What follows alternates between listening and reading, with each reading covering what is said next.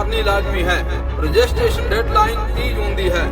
ਸਰਬੱਤ ਸੰਗਤਾਂ ਦੇ ਚਰਨਾਂ ਵਿੱਚ ਬੇਨਤੀ ਹੈ ਕਿ ਗੱਤਕੇ ਮੁਕਾਬਲੇ ਵਿੱਚ ਪਹੁੰਚ ਕੇ ਵੱਧ ਚੜ੍ਹ ਕੇ ਹਾਜ਼ਰੀ ਭਰੋ ਅਤੇ ਖਿਡਾਰੀਆਂ ਦੇ ਜ਼ੋਰ ਵੇਖੋ ਜੀ। ਵਾਹਿਗੁਰੂ ਜੀ ਕਾ ਖਾਲਸਾ, ਵਾਹਿਗੁਰੂ ਜੀ ਕੀ ਫਤਿਹ।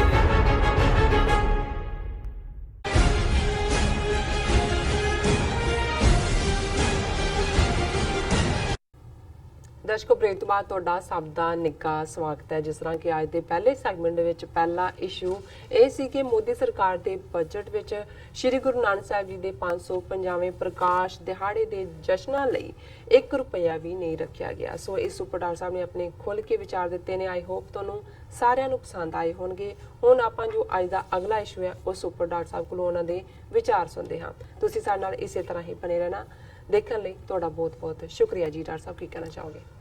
ਦੇਖੋ, ਬੜੀ ਤੇਜ਼ੀ ਨਾਲ ਕੁਝ ਡਿਵੈਲਪਮੈਂਟਸ ਹੋ ਰਹੀਆਂ, ਜਿਵੇਂ ਬਹੁਤ ਸਾਰਿਆਂ ਦੇ ਲਈ ਇਮਰਾਨ ਖਾਨ ਨੂੰ ਪ੍ਰੈਜ਼ੀਡੈਂਟ ਟਰੰਪ ਵੱਲੋਂ ਇਨਵਾਈਟ ਕਰਨਾ ਦੁਸ਼ਮਣ ਤਾਕਤਾਂ ਦੇ ਖੈਮੇ ਦੇ ਵਿੱਚ ਖਲਬਲੀ ਹੈ ਜੀ, ਕਿਉਂਕਿ ਟਰੰਪ ਦੇ ਪਾਵਰ 'ਚ ਆਉਣ ਤੋਂ ਬਾਅਦ ਉਹਦੀ ਪਹਿਲਾਂ ਕੈਂਪੇਨ ਵੇਲੇ ਵੀ ਔਰ ਜਿਸ ਕਿਸਮ ਦੇ ਟਵੀਟ ਪਾਕਿਸਤਾਨ ਨੂੰ ਧੋਖੇਬਾਜ਼ ਔਰ ਸਾਡੀ ਮਨੀ ਇਨ ਵੇਸਟ ਇਸ ਕਿਸਮ ਨਾਲ ਸੰਬੋਧਨ ਕਰਨ ਵਾਲਾ ਟਰੰਪ ਜੇ ਇੱਕ ਸਟੇਜ ਤੇ ਫਿਰ ਚਿੱਠੀ ਲਿਖ ਕੇ ਮਦਦ ਮੰਗਦਾ ਹੈ ਕਿ ਤਾਲਿਬਾਨ ਦੇ ਨਾਲ ਜਿਹੜੀ ਜਦੋਂ ਅਫਗਾਨਿਸਤਾਨ 'ਚੋਂ ਇਹਨਾਂ ਨੇ ਨਿਕਲਣਾ ਹੈ, ਜਿੱਥੇ ਕਿ ਹਾਰ ਚੁੱਕੇ ਨੇ ਬੁਰੀ ਤਰ੍ਹਾਂ ਹੈ, ਉਸ ਗੱਲਬਾਤ ਦੇ ਵਿੱਚ ਪਾਕਿਸਤਾਨ ਦੀ ਮਦਦ ਮੰਗੀ ਔਰ ਫਿਰ ਫਾਰਮਲੀ ਜਿਹੜਾ ਹੈ ਉਹ ਇਨਵਾਈਟ ਕੀਤਾ ਇਮਰਾਨ ਖਾਨ ਨੂੰ ਕਿ ਜੀ ਤੁਸੀਂ ਜੂਨ ਦੇ ਮਹੀਨੇ ਆਓ। ਸੋ ਜ਼ਾਹਰ ਹੈ ਕਿ ਜਦੋਂ ਜਿਹੜੇ ਲੋਕ ਤਾਂ ਬਹੁਤ ਕੀਨ ਹੁੰਦੇ ਨੇ ਕਿਸੇ ਗੱਲ ਲਈ, ਉਹ ਤਾਂ ਜੰਪ ਕਰ ਰਹੇ ਹੁੰਦੇ ਨੇ ਕਿਸੇ ਗੱਲ ਲਈ, ਲੇਕਿਨ ਜਿੱਥੇ ਪਾਕਿਸਤਾਨ ਦੀ ਹਕੂਮਤ ਨੇ ਪਿਛਲਾ ਸਾਰਾ ਕ੍ਰਾਈਸਿਸ ਕ੍ਰਿਟਿਸਿਜ਼ਮ ਇਹਨੂੰ ਇਮਰਾਨ ਖਾਨ ਨੇ ਲਾਈਕ ਸਟੇਟਸਮੈਨ ਹੈਂਡਲ ਕੀਤਾ, ਉੱਥੇ ਉਹਨਾਂ ਨੇ ਕਿਹਾ ਜੀ ਜੂਨ ਦਾ ਮਹੀਨਾ ਤੇ ਅਸੀਂ ਨਹੀਂ ਆ ਸਕਦੇ ਕਿਉਂਕਿ ਬਜਟ ਵੀ ਹੋਣਾ ਔਰ ਦੂਸਰਾ ਜਿਹੜਾ ਹੈ ਅਸੀਂ ਆਪਣੀ ਇਹ ਹੁੰਦਾ ਹੈ ਕਿ ਤੁਸੀਂ ਕਿਸੇ ਨੂੰ ਮਿਲਣਾ ਵੀ ਹੈ ਐਟ ਯੂਰ ਓਨ ਬਿਡਿੰਗ ਕਿ ਤੁਹਾਨੂੰ ਕੀ ਸੂਟ ਕਰਦਾ। ਸੋ ਜ਼ਾਹਰ ਹੈ ਕਿ ਇਹ ਜਿਹੜਾ 22 ਜੁਲਾਈ ਦੀ ਮੀਟਿੰਗ ਹੈ ਉਹ ਇਹਦੀ ਜਿਹੜੀ ਹੈ ਕੰਸੈਂਸਸ ਸੀ ਬਿਲਟ ਹੋਈ ਬਾਅਦ ਦੇ ਵਿੱਚ ਔਰ ਇਮਰਾਨ ਖਾਨ ਦੇ ਆਉਣ ਤੋਂ ਪਹਿਲਾਂ ਹੀ ਜਿਹੜਾ ਸਟੇਟ ਡਿਪਾਰਟਮੈਂਟ ਦਾ ਫੈਸਲਾ ਬਲੋਚਿਸਤਾਨ ਲਿਬਰੇਸ਼ਨ ਆਰਮੀ ਜਿਹੜਾ ਇੰਡੀਅਨ ਇੰਟੈਲੀਜੈਂਸ ਏਜੰਸੀ ਰਾਹ ਦਾ ਖੜਾ ਕੀਤਾ ਹੀ ਵਿੰਗ ਸੀ, ਉੱਥੇ ਉਸ ਨੂੰ ਜਿਹੜਾ ਦਹਿਸ਼ਤਗਰਦ ਐਲਾਨਣਾ ਔਰ ਇਸ ਦੇ ਨਾਲ ਹੀ $7 ਬਿਲੀਅਨ ਜਿਹੜੀ ਹੈ ਇੰਟਰਨੈਸ਼ਨਲ ਮੋਨੀਟਰੀ ਫੰਡ IMF ਵੱਲੋਂ, ਹਾਲਾਂਕਿ ਜਿਹਦੀ ਨੈਗੋਸ਼ੀਏਸ਼ਨ ਕਈ ਮਹੀਨਿਆਂ ਤੋਂ ਚੱਲ ਰਹੀ ਸੀ, ਬੜੀਆਂ ਸਟ੍ਰਿੰਜੈਂਟ ਕੰਡੀਸ਼ਨਸ ਨੇ, ਪਰ $1 ਬਿਲੀਅਨ ਰਾਈਟ ਵੇ ਰਿਲੀਜ਼ ਕਰਨਾ। ਸੋ ਇਹ ਜਿੱਥੇ ਅਸੀਂ ਦੇਖ ਰਹੇ ਹਾਂ ਉੱਥੇ ਨਾਲ ਦੀ ਨਾਲ ਜਿਹੜਾ ਕੁਲਭੂਸ਼ਣ ਯਾਦਵ ਜਿਹੜਾ ਨੇਵੀ ਦੇ ਵਿੱਚ ਕਦੇ ਰਿਹਾ ਔਰ ਇਹਦਾ ਰਿਸ਼ਤੇਦਾਰ ਹੈ ਅਜੀਤ ਡੋਵਲ ਜਿਹੜਾ ਉੱਥੇ ਸ਼ਰਾਰਤ ਦੀ ਜੜ ਔਰ ਇਸ ਵੇਲੇ ਮੋਦੀ ਦਾ ਅਸਲੀ ਪਿਓ ਅਜੀਤ ਡੋਵਲ ਹੈ, ਉਹਨੂੰ ਜਿਹੜਾ ਉਹ ਫੁੱਲ ਫਲੈਜਡ ਰਾਈਟਸ ਨੇ ਸਾਰੀਆਂ ਇੰਟੈਲੀਜੈਂਸ ਏਜੰਸੀਆਂ ਉਹਦੀਆਂ ਸਬਸਰਵੀਐਂਟ ਬਣਾਈਆਂ ਹੋਈਆਂ ਔਰ ਉਹਨੂੰ ਹੁਣ ਤੱਕ ਕੈਬਨਿਟ ਰੈਂਕ ਵੀ ਦਿੱਤਾ ਹੈ। ਉਹ ਡਿਫੈਂਸ ਮਿਨਿਸਟਰੀ, ਐਕਸਟਰਨਲ ਅਫੇਅਰਸ ਹੋਏ, ਫਾਈਨੈਂਸ ਹੋਏ, ਹਰ ਇੱਕ ਦੀ ਮੀਟਿੰਗ ਦੇ ਵਿੱਚ ਬੈਠਦਾ ਹੈ। ਹੁਣ ਇਹਦਾ ਰਿਸ਼ਤੇਦਾਰ ਕੁਲਭੂਸ਼ਣ ਯਾਦਵ ਜਿਹੜਾ ਬੜਾ ਤੜਿੰਗ ਕੇ ਕਿ ਜੀ ਮੈਂ ਬਲੋਚਿਸਤਾਨ ਨੂੰ ਅੱਡ ਕਰਕੇ ਵਿਖਾਉਂਦਾ ਹੈ ਔਰ ਇਹਨੇ ਵਾਕਿਆ ਹੀ ਇਹਦੇ 'ਚ ਕੋਈ ਸ਼ੱਕ ਨਹੀਂ ਹੈ ਕਿ ਕੁਛ ਹੱਦ ਤੱਕ ਈਰਾਨ ਵੀ ਕਿਤੇ ਨਾ ਕਿਤੇ ਕੰਪਲਿਸਿਟ ਰਿਹਾ ਹੈ। ਈਰਾਨ ਦੀ ਵੀ ਅਜੀਬੋ-ਗਰੀਬ ਪੋਲਿਟਿਕਸ ਰਹਿੰਦੀ ਹੈ, ਭਾਵੇਂ ਹੁਣ ਈਰਾਨ ਦੇ ਨਾਲ ਇੱਕ ਵੱਖਰਾ ਕ੍ਰਾਈਸਿਸ ਬ੍ਰਿਟਨ ਔਰ ਜਿਬਰਾਲਟਰ ਜਿਹੜਾ ਕਿ ਜਿੱਥੇ ਬ੍ਰਿਟਨ ਦੀ ਸੁਜ਼ਰਨਿਟੀ ਹੈ ਉਹ ਵਾਪਰਿਆ ਕਿ ਉਹਨਾਂ ਨੇ ਬ੍ਰਿਟਨ ਨੇ ਜਿਬਰਾਲਟਰ ਦੀ ਮਦਦ ਦੇ ਨਾਲ ਇੱਕ ਜਿਹੜਾ ਉਹਨਾਂ ਦਾ ਟੈਂਕਰ ਜਿਹਦਾ ਬਹੁਤਾ ਸਟਾਫ ਤਾਂ ਇੰਡੀਅਨ ਹੈ ਜਾਂ ਥੋੜੇ ਪਾਕਿਸਤਾਨੀ ਨੇ ਉਹ ਘੜੀਸ ਕੇ ਉਹ ਲੈ ਗਏ ਨੇ ਜਿਬਰਾਲਟਰ 'ਚ। ਹਾਲਾਂਕਿ ਈਰਾਨ ਨੇ ਕਿਹਾ ਕਿ ਵੀ ਤਿਆਰ ਹੋ, ਅਸੀਂ ਇਸ ਤਰ੍ਹਾਂ ਲਾਈ ਡਾਊਨ ਕਰਕੇ ਨਹੀਂ ਲੈਂਦੇ ਕਿਸੇ ਵੀ ਗੱਲ ਨੂੰ। ਸੋ ਉਹ ਕ੍ਰਾਈਸਿਸ ਫਲੇਅਰ ਅਪ ਹੋ ਸਕਦਾ ਹੈ। ਬ੍ਰਿਟਨ ਨੇ, ਅਮਰੀਕਾ ਨੇ ਬ੍ਰਿਟਨ ਦੀ ਸਪੋਰਟ ਕੀਤੀ ਹੈ, ਲੇਕਿਨ ਇਸ ਮੁੱਦੇ ਤੇ ਵੀ ਸਮਹਾਉ ਈਰਾਨ ਦਾ ਕੁਛ ਉਹਨਾਂ ਦਾ ਈਰਾਨ ਦਾ ਆਪਣਾ ਡਰ ਵੀ ਰਿਹਾ, ਕੁਛ ਜਿਹੜਾ ਇਨਬੈਲੈਂਸਡ ਪਾਲਿਸੀਜ਼ ਜਿੱਥੇ ਪਾਕਿਸਤਾਨ ਪ੍ਰਤੀ ਬਲੋਚਿਸਤਾਨ 'ਚ ਜਿਹੜੀਆਂ ਕਾਰਵਾਈਆਂ ਇੰਡੀਅਨ ਏਜੰਸੀਆਂ ਨੇ ਕੀਤੀਆਂ ਕਰਵਾਈਆਂ ਉਹਦੇ 'ਚ ਜੇ ਈਰਾਨ ਕੰਪਲਿਸਿਟ ਨਾ ਵੀ ਹੋਏ ਤੇ ਘੱਟੋ ਘੱਟ ਉਹਨੇ ਕਿਤੇ ਨਾ ਕਿਤੇ ਇਹਨਾਂ ਨੂੰ ਪਨਾਹਗਾਹ ਜਾਂ ਉਹਨਾਂ ਦੀ ਟੈਰੀਟਰੀ ਜ਼ਰੂਰ ਯੂਜ਼ ਹੋਈ ਇਸ ਕੰਮ ਦੇ ਲਈ। ਇਸੇ ਤਰ੍ਹਾਂ ਅਸੀਂ ਦੇਖਦੇ ਹਾਂ ਕਿ ਵੀ ਇੱਕ ਪੂਰਾ ਨੈਟਵਰਕ ਈਵਨ ਅਫਗਾਨਿਸਤਾਨ ਦਾ ਵੀ ਜਿਹੜਾ ਹਿੱਸਾ ਇਸ ਪਾਸਿਓਂ ਹੈ ਕਿਉਂਕਿ ਅਫਗਾਨਿਸਤਾਨ ਦੀ ਸਰਕਾਰ ਉਹ ਤਾਂ ਸਿੱਧੇ ਤੌਰ ਤੇ ਕੰਪਲਿਸਿਟ ਹੈ ਇੰਡੀਅਨ ਸਿਸਟਮ ਦੇ ਨਾਲ ਪਿਛਲੇ ਪੀਰੀਅਡ 'ਚ ਵੀ 1-2 ਸਰਕਾਰਾਂ ਨੂੰ ਛੱਡ ਕੇ। ਸੋ ਕੁੱਲ ਮਿਲਾ ਕੇ ਇਸ ਸਾਰੇ ਦਾ ਨਤੀਜਾ ਸੀ ਕਿ ਇੰਡੀਅਨ ਏਜੰਸੀਆਂ ਦੇ ਹੌਸਲੇ ਬਹੁਤ ਵਧੇ ਹੋਏ ਸੀ ਔਰ ਕੁਲਭੂਸ਼ਣ ਯਾਦਵ ਵੀ ਬੜੀ ਦਿਲਵਦੀ ਦੇ ਵਿੱਚ ਜਿਹੜਾ ਇਹ ਕਾਰਵਾਈਆਂ ਉੱਥੇ ਕਰਨ ਲਈ ਸਿੱਧੇ ਤੌਰ ਤੇ, ਨਹੀਂ ਤਾਂ ਜਿਹੜਾ ਸਪਾਈ ਮਾਸਟਰ ਹੁੰਦਾ, ਜਿਹੜਾ ਜਸੂਸਾਂ ਦਾ ਸਰਦਾਰ ਹੈ, ਜੀ ਉਹਦਾ ਤੇ ਕਦੇ ਨਾਂ ਪਤਾ ਵੀ ਨਹੀਂ ਹੁੰਦਾ ਜਾਂ ਉਹ ਕੋਈ ਆਪ ਨਹੀਂ ਜੰਪ ਕਰਦਾ। ਬਿਲਕੁਲ ਪਰ ਬਹੁਤ ਵਾਰ ਕਈ ਵਾਰੀ ਜਦੋਂ ਤੁਹਾਨੂੰ ਇਹ ਦਿਲਵਦੀ ਤੁਹਾਡੀ ਇੰਨੀ ਕੁ ਹੋ ਜਾਂਦੀ ਹੈ, ਤੁਹਾਨੂੰ ਲੱਗਦਾ ਹੈ ਕਿ ਵੀ ਇਹ ਤਾਂ ਬਾएं ਹੱਥ ਦਾ ਖੇਲ ਹੈ। ਜੀ ਸੋ ਉਸ ਦੇ ਵਿੱਚ ਜਿਹੜੀ ਪਾਕਿਸਤਾਨ ਏਜੰਸੀਆਂ ਦੀ ਇੱਕ ਵੱਡੀ ਸਕਸੈਸ ਸੀ ਕਿ ਮਾਰਚ 2016 ਦੇ ਵਿੱਚ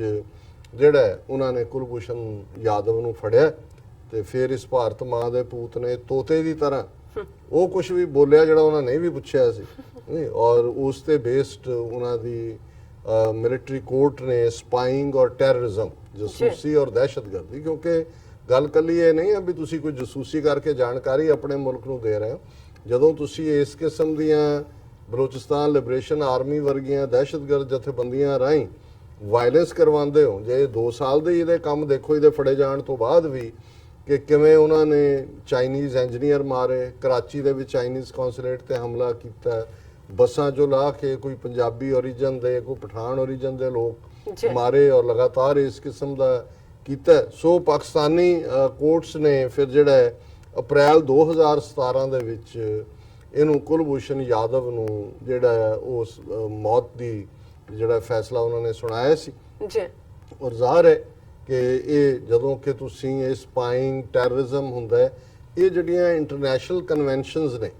ਕਿਉਂਕਿ ਜਦੋਂ ਇਹ ਇੰਟਰਨੈਸ਼ਨਲ ਕੋਰਟ ਆਫ ਜਸਟਿਸ ਦੀ ਗੱਲ ਹੁੰਦੀ ICJ, ਜਿਹਦੇ 'ਚ ਕਿ ਇੰਡੀਆ ਫਾਈਨਲੀ ਜਿਹੜਾ ਫੈਸਲਾ ਸੀ ਇਹਨੂੰ ਡੈਥ ਸੈਂਟੈਂਸ ਦੇਣ ਦਾ, ਉਹਨੂੰ ਇੰਡੀਅਨ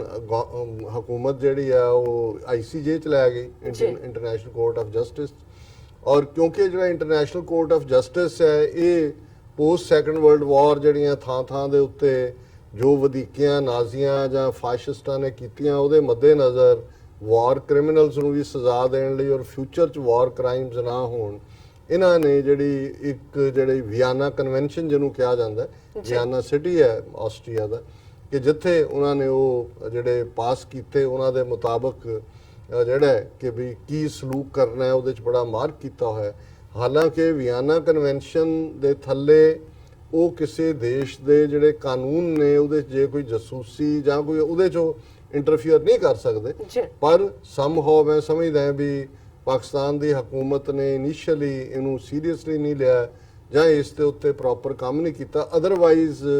ਇੰਡੀਆ ਦਾ ਇਹ case even international court of justice ਦੇ ਵਿੱਚ ਐਡਮਿਟ ਵੀ ਹੋਣ ਦੇ ਕਾਬਿਲ ਨਹੀਂ, ਕਿਉਂਕਿ ਹਾਲਾਂਕਿ ਉਹਦਾ ਬੇਸ ਵੀ ਉਹਨਾਂ ਨੇ ਇਹੀ ਬਣਾਇਆ ਕਿ ਜੀ ਉਹਨੂੰ ਜਿਹੜੀ ਹੈ ਵਿਆਨਾ ਕਨਵੈਨਸ਼ਨ ਦੇ ਥੱਲੇ ਕਾਉਂਸਲਰ ਐਕਸੈਸ ਹੋਣੀ ਚਾਹੀਦੀ ਹੈ ਕਿ ਇੰਡੀਅਨ ਕੌਂਸੂਲੇਟ ਔਰ ਦੂਸਰਾ ਮਿਲ ਸਕੇ, ਲੇਕਿਨ ਪਾਕਿਸਤਾਨ ਨੇ ਜਿਹੜਾ ਉਹ ਅਲਾਉ ਨਹੀਂ ਕੀਤਾ। ਪਰ ਇਹ ਜੋ ਇਹਦਾ ਕ੍ਰਾਈਮ ਹੈ ਸਪਾਈਂਗ ਔਰ ਟੈਰਰਿਜ਼ਮ ਦਾ, ਉਹ ਤਾਂ ਵਿਆਨਾ ਕਨਵੈਨਸ਼ਨ ਦੇ ਥੱਲੇ ਵੀ ਨਹੀਂ ਆਉਂਦਾ। ਔਰ ਇਹਦੇ ਬਾਵਜੂਦ ਪਾਕਿਸਤਾਨ ਨੇ ਕੁਲਭੂਸ਼ਣ ਯਾਦਵ ਦੀ ਵਾਈਫ ਨੂੰ ਉਹਨੂੰ ਮਿਲਣ ਵੀ ਦਿੱਤਾ, ਜਿਹੜੀ ਖੁਦ ਜਸੂਸ ਹੈ ਰਾਹ ਦੀ ਔਰ ਹਾਈਲੀ ਪਲੇਸਡ ਉਸ ਕਿਸਮ ਦਾ, ਲੇਕਿਨ ਉਹਦੇ 'ਚ ਵੀ ਇਹਨਾਂ ਨੇ ਕਿਹਾ ਜੀ ਮਿਲਣ ਨਹੀਂ, ਸਿੱਧਾ ਨਹੀਂ ਮਿਲਣ ਦਿੱਤਾ, ਵਿੱਚ ਕੰਧ ਖੜੀ ਕਰਤੀ, ਰਿਕਾਰਡ ਕੀਤਾ। ਉਦੋਂ ਤੁਹਾਡੀਆਂ ਆਮ ਡਿਟੈਂਸ਼ਨ ਸੈਂਟਰਾਂ 'ਚ ਤੁਸੀਂ ਅਮਰੀਕਾ 'ਚ ਅਸੀਂ ਇੱਥੇ ਕਿਸੇ ਨੂੰ ਮਿਲਣ ਜਾਂਦੇ ਹੋ ਪਹਿਲਾਂ ਹੀ ਹੁੰਦਾ ਹੈ ਕਿ ਜੋ ਵੀ ਤੁਸੀਂ ਬੋਲ ਰਹੇ ਹੋ ਰਿਕਾਰਡਡ ਹੋਏਗਾ। ਹੁਣ ਉੱਥੇ ਜਾ ਕੇ ਤੁਸੀਂ ਉਹਨਾਂ ਨੂੰ ਸਕੀਮਾਂ ਤਾਂ ਨਹੀਂ ਦੱਸਣੀਆਂ ਕਿ ਵੀ ਇਹਨਾਂ ਦੇ ਕੋਡ ਹੁੰਦੇ ਨੇ ਜਿਹੜੇ ਸਪਾਈ ਮਾਸਟਰ ਜਾਂ ਸਪਾਈ ਨੇ ਕਿ ਕਿਹੜੀ ਗੱਲ ਅਣਡੂ ਜਾਣਕਾਰੀ ਜੇ ਫੜੇ ਜਾਓਗੇ ਤੇ ਫਿਰ ਤੁਹਾਨੂੰ ਕਿਹੜੀ ਜਾਣਕਾਰੀ ਰਾਹੀਂ ਅਸੀਂ ਪਹੁੰਚ ਕਰਾਂਗੇ। ਸੋ ਕੁੱਲ ਮਿਲਾ ਕੇ ਮੈਂ ਸਮਝਦਾ ਵੀ ਪਾਕਿਸਤਾਨ ਨੇ ਫੜ ਕੇ ਇਹਨੂੰ ਪੁੱਠਾ ਨਹੀਂ ਟੰਗਿਆ ਇੰਨਾ ਥੋੜੇ, ਔਰ ਹਿਊਮੈਨਿਟੇਰੀਅਨ ਬੇਸ ਦੇ ਥੱਲੇ ਉਹਦੀ ਘਰਵਾਲੀ ਨੂੰ ਵੀ ਮਿਲ ਲੈਣ ਦਿੱਤਾ। ਲੇਕਿਨ ਇਹਦੇ ਬਾਵਜੂਦ ਇੰਡੀਆ ਜਿਹੜਾ ਉਹ ਇਸ ਕੇਸ ਨੂੰ ਇੰਟਰਨੈਸ਼ਨਲ ਕੋਰਟ ਆਫ ਜਸਟਿਸ 'ਚ ਲੈ ਕੇ ਗਿਆ। ਪਾਕਿਸਤਾਨੀ ਹਕੂਮਤ ਦੀ ਪ੍ਰੋਪਰ ਪੈਰਵਾਈ ਨਾ ਹੋਣ ਕਰਕੇ ਇਹ ਕੇਸ ਉੱਥੇ ਐਡਮਿਟ ਵੀ ਹੋਇਆ, ਇਸ ਦੇ ਉੱਤੇ ਹੀਅਰਿੰਗ ਵੀ ਹੋਈਆਂ ਔਰ ਹੁਣ ਜਿਹੜਾ ਇਸ ਕੇਸ ਦਾ ਫੈਸਲਾ ਸੁਣਾਇਆ ਜਾਣਾ 17 ਜੁਲਾਈ ਨੂੰ 3 ਵਜੇ। ਔਰ ਜ਼ਾਹਰ ਹੈ ਕਿ ਵੀ ਇਸ ਨੂੰ ਜਿਹੜਾ ਮੇਨ ਇਸ ਦਾ ਜੱਜ ਹੈ president of the court mister Abdul ਕਵੀ ਅਹਿਮਦ ਯੂਸਫ, ਔਰ ਜਿੰਨਾ ਕੁ ਮੈਂ ICJ ਬਾਰੇ ਦੇਖਿਆ ਇਸ ਦੇ ਉੱਤੇ ਕਾਫੀ ਇੰਡੀਅਨ ਇਨਫਲੂਐਂਸ ਹੈ। ਉਹਨਾਂ ਦੇ ਜਿਹੜੇ ਕੋਰੀਡੋਰ ਵਗੈਰਾ 'ਚ ਫੋਟੋਆਂ ਵੀ ਲੱਗੀਆਂ ਹੋਈਆਂ, ਉਹਨਾਂ 'ਚ ਗਾਂਧੀ ਜਾਂ ਨਹਿਰੂ ਜਾਂ ਦੂਜੇ ਤੀਜੇ ਉਹਨੂੰ ਕਰਦੇ ਨੇ। ਸੋ ਅਸੀਂ ਇਹ ਸਮਝਦੇ ਹਾਂ ਕਿ ਵੀ ਇਹਦੀ ਟਾਈਮਿੰਗ ਇਸ ਕਿਸਮ ਦੀ ਬੇਸ਼ੱਕ ਜਦੋਂ ਇੱਥੇ ਮੀਟਿੰਗ ਰੱਖੀ ਗਈ 22 ਜੁਲਾਈ ਦੀ, ਉਹਦੇ ਨਾਲ ਹੋ ਸਕਦਾ ਉਹਨਾਂ ਨੇ ਨਹੀਂ ਇਹ ਪਹਿਲਾਂ ਕੀਤਾ, ਪਰ ਇਹ ਖਬਰ ਹੁਣੇ ਹੀ ਆਈ ਹੈ ਕਿ ਜੀ ਇੰਟਰਨੈਸ਼ਨਲ ਕੋਰਟ ਆਫ ਜਿਹੜਾ ਜਸਟਿਸ ਨੇ ਇਸ ਦਾ ਜਿਹੜਾ ਫੈਸਲਾ ਹੈ ਜੀ। ਉਹ ਸੁਣਾਉਣਾ ਹੈ 17 ਜੁਲਾਈ ਨੂੰ 3 ਵਜੇ। ਸੋ ਅਸੀਂ ਇਹ ਸਮਝਦੇ ਹਾਂ ਕਿ ਇਸ ਦੇ ਵਿੱਚ ਇਹ ਤਾਂ ਨਹੀਂ ਹੈ, ਜਿੰਨਾ ਕੁ ਮੈਨੂੰ ਪਤਾ ਹੈ ਵੀ ਇਹ ICJ ਉਹਦੇ ਚ ਇੰਟਰਵੀਨ ਨਹੀਂ ਕਰ ਸਕਦਾ ਕਿ ਜੀ ਟ੍ਰਾਇਲ ਤੁਸੀਂ ਡਿਫਰੈਂਟ ਥਾਂ ਤੇ ਕਰੋ। ਹਾਂ, ਇਹ ਜ਼ਰੂਰ ਉਹ ਕਹਿ ਸਕਦਾ ਹੈ ਕਿ ਜੀ ਜਿਹੜੀ ਆ ਕੌਂਸੂਲਰ ਐਕਸੈਸ ਜਾਂ ਦੂਜਾ ਉਹਨੂੰ ਮਿਲ ਲੈਣ ਦਿੱਤਾ ਜਾਏ ਜਾਂ ਕੋਈ ਹੋਰ ਰਿਲੈਕਸੇਸ਼ਨ, ਕਿਉਂਕਿ ਪਾਕਿਸਤਾਨ ਦੇ ਕੋਲ ਇਸ ਮਾਮਲੇ ਦੇ ਪੁਖਤਾ ਸਬੂਤ ਨੇ। ਪਰ ਮੈਂ ਇਹ ਦੇਖਦਾ ਕਿ ਜਦੋਂ ਈਵਨ ਪਾਕਿਸਤਾਨ ਨੇ ICJ ਜਦੋਂ ਇੰਡੀਆ ਕੇਸ ਲੈ ਕੇ ਆਇਆ, ਜਿਸ ਜਿਹੜਾ ਉਹਨਾਂ ਦਾ ਮੇਨ ਵਕੀਲ ਆਣਾ ਸੀ ਉਹ ਬਿਮਾਰ ਹੋ ਗਿਆ ਜਾਂ ਉੱਥੇ ਪਤਾ ਨਹੀਂ ਉਹ ਫੇਂਟ ਹੋ ਗਿਆ ਜਾਂ ਕੀ ਹੋਇਆ, ਫਿਰ ਇਹ ਇੱਥੇ ਵੀ ਪ੍ਰੈਜੈਂਟੇਸ਼ਨ ਪ੍ਰੋਪਰ ਨਹੀਂ ਹੋਈ। ਸੋ ਈਦਰ ਵੇ ਜਾ ਸਕਦਾ, ਪਰ ਮੈਂ ਨਹੀਂ ਸਮਝਦਾ ਵੀ ਇਹ ਇੰਟਰਨੈਸ਼ਨਲ ਕੋਰਟ ਆਫ ਜਸਟਿਸ ਬਿਨਾਂ ਕਿਸੇ ਐਵੀਡੈਂਸ ਕਿ ਜੀ ਉਹ ਬਿਲਕੁਲ ਨਿਰਦੋਸ਼ ਹੈ ਉਹਨੂੰ ਜਾਲਣ ਦਿੱਤਾ ਜਾਏ। ਪਰ ਇਹਦੇ ਨਾਲ ਮੈਂ ਇਹ ਜ਼ਰੂਰ ਅੱਗੇ ਵੀ ਕਿਹਾ ਆਪਣੇ ਇਸ ਪ੍ਰੋਗਰਾਮ 'ਚ ਕਿ ਜਿਵੇਂ ਇੰਡੀਆ ਝੂਠ ਨੂੰ ਸੱਚ ਬਣਾ ਕੇ ਵੇਚਦਾ ਹੈ,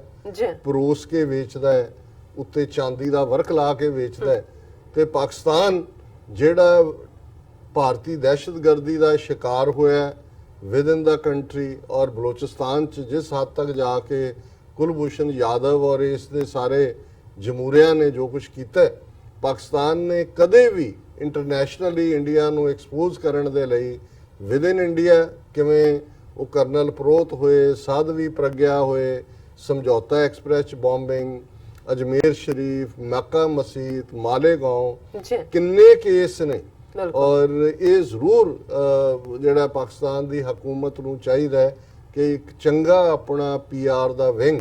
ਯੂਰਪ ਦੇ ਵਿੱਚ, ਭਾਵੇਂ ਹਰ ਕੰਟਰੀ 'ਚ ਨਹੀਂ ਬਣਾ ਸਕਦੇ, ਅਮਰੀਕਾ ਦੇ ਵਿੱਚ 2 ਤਾਂ ਐਸੇ ਥਾਂ ਹੋਣ ਜਿੱਥੇ ਕਿ ਲਗਾਤਾਰਤਾ ਨਾਲ ਜਿਹੜੀ ਇਸ ਕਿਸਮ ਦੀ ਇਨਫੋਰਮੇਸ਼ਨ ਹੈ ਉਹ ਤੁਸੀਂ ਲਗਾਤਾਰਤਾ ਨਾਲ ਇੱਥੋਂ ਦੇ law makers, opinion makers, decision makers ਤੱਕ ਪਹੁੰਚਾਓ। ਓਵਰਆਲ ਕੁੱਲ ਮਿਲਾ ਕੇ ਭਾਰਤ ਦਾ ਜਿਹੜਾ ਅੱਜ ਜਿਸ ਕਿਸਮ ਦੀ blatant naked aggressive policies Hindu ਤਵੀਆਂ ਦੀਆਂ ਨੇ, ਇਹਨਾਂ ਦੇ ਨੂੰ ਦੇਖਣ ਦੇ ਲਈ ਕੋਈ ਖੁਰਦਬੀਨ ਨਹੀਂ ਚਾਹੀਦਾ, ਕੋਈ ਮਾਈਕਰੋਸਕੋਪ ਨਹੀਂ ਚਾਹੀਦਾ, ਪਰ ਤੁਹਾਨੂੰ ਉਹ ਦੱਸਣਾ ਪੈਂਦਾ ਹੈ ਕਿ ਕੀ ਹੋ ਰਿਹਾ ਹੈ। ਸੋ ਅਸੀਂ ਇਹ ਸਮਝਦੇ ਹਾਂ ਵੀ ਇਹ ਪਾਕਿਸਤਾਨ ਦਾ ਪੱਖ ਕਮਜ਼ੋਰ ਹੈ ਔਰ ਇਸ ਸਾਰੇ ਨੂੰ ਜੇ ਤੁਸੀਂ ਇਹ ਵੀ ਮੰਨ ਲੈਣਾ ਕਿ ਜੀ ਸੱਚ ਅਖੀਰ ਸੱਚ ਜਿੱਤਦਾ ਜੀ, ਨਹੀਂ, ਸੱਚ ਉਹ ਰੱਬ ਦੇ ਘਰ ਦੀ ਗੱਲ ਹੈ ਜਿੱਥੇ ਕੂੜ ਜਾਂ ਝੂਠ ਨਹੀਂ ਚੱਲਦਾ। ਦੁਨੀਆ ਦੇ ਵਿੱਚ ਜੇ ਸੱਚ ਝੂਠ ਨੂੰ ਵੰਗਾਰਦਾ ਨਹੀਂ ਹੈ ਤਾਂ ਫਿਰ ਝੂਠ ਜਿੱਤਦਾ ਹੈ। ਤੇ ਅਸੀਂ ਕਹਿੰਦੇ ਜੀ ਝੂਠ ਦੇ ਪੈਰ ਨਹੀਂ ਹੁੰਦੇ, ਪਰ ਪੈਰ ਨਹੀਂ ਨੇ, ਧੱਕਾ ਤਾਂ ਝੂਠ ਨੂੰ ਦੇਣਾ ਪੈਂਦਾ, ਤਾਂ ਹੀ ਤੁਹਾਨੂੰ ਪਤਾ ਲੱਗੇਗਾ ਵੀ ਇਹਦੇ ਪੈਰ ਨਹੀਂ ਨੇ, ਡਿੱਗੇਗਾ ਮੂੰਹ ਪਰਨੇ। ਪਰ ਜੇ ਤੁਸੀਂ ਘਰ ਬੈਠੇ ਹੋ, ਕੋਈ ਐਫਰਟ ਨਹੀਂ ਕਰਦੇ, ਫਿਰ ਝੂਠ ਵਿਕਦਾ ਹੈ, ਜਿਵੇਂ ਹਿੰਦੂ ਤਵੀਆਂ ਦਾ ਅੱਜ ਵੀ ਵਿਕ ਰਿਹਾ। ਬਿਲਕੁਲ ਡਾਕਟਰ ਸਾਹਿਬ, ਅਸੀਂ ਤੁਹਾਡੀਆਂ